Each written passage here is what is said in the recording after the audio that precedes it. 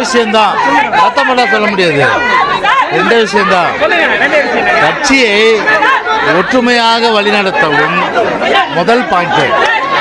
Second point, தேர்தல் ஆணையத்தில் பிரமாண பத்திரம் அஃபிடவிட் தாக்கல் செய்வது குறித்து 8 வாரம் டைம் வாங்கியிருக்கோம்.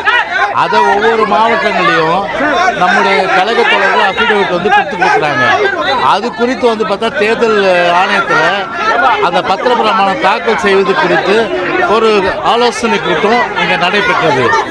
இது 2 சப்ஜெக்ட் தான் இன்னைக்கு மீட்டிங். இன்னைக்கு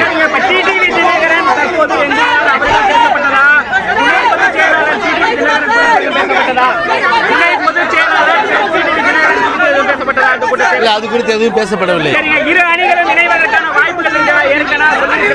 ஏற்கனவே ஓபிஎஸ் ஒரு கருத்து சொல்லியிருக்கின்றார்கள்.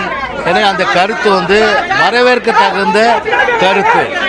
எனவே கழக தோழர்கள், அம்மாவுடைய தொண்டர்கள் அனைவரும் எதிர்பார்ப்பது ஒற்றுமையோடு இருந்து கழகத்தை வழிநடத்த வேண்டும் என்பதாகும்.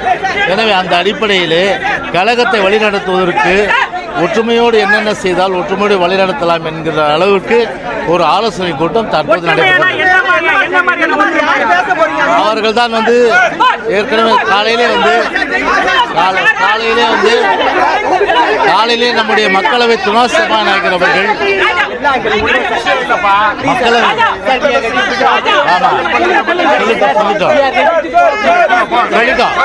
காலையிலே மக்களவை துணை சபாநாயகர் தெளிவாக சொல்லியிருக்கிறார்கள். எனவே நம்முடைய கழகத்தை ஒற்றுமையோடு வழிநடத்துவதற்கு என்னென்ன வழிமுறைகள் இருக்கின்றது, எனவே ஓபிஎஸ் அவர்கள் கருத்து சொல்லியிருக்கிறார்கள்.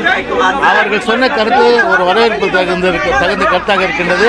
எனவே எல்லோரையும் ஒருங்கிணைத்து ஒன்றிணைத்து கழகத்தை வழிநடத்துவது குறித்து தான் இந்த ஆலோசனை.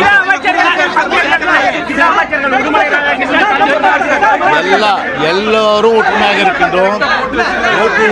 23 எம்எல்ஏக்களும் ஒற்றுமையாக இருக்கின்றார்கள். எல்லா அமைச்சர்களும் ஒற்றுமையாக இருக்கின்றார்கள். இதில் மாறுபட்ட கருத்து துணை பொதுச்